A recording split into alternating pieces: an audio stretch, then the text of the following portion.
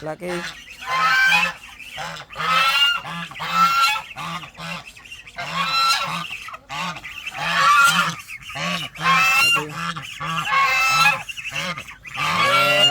xoài đó nè.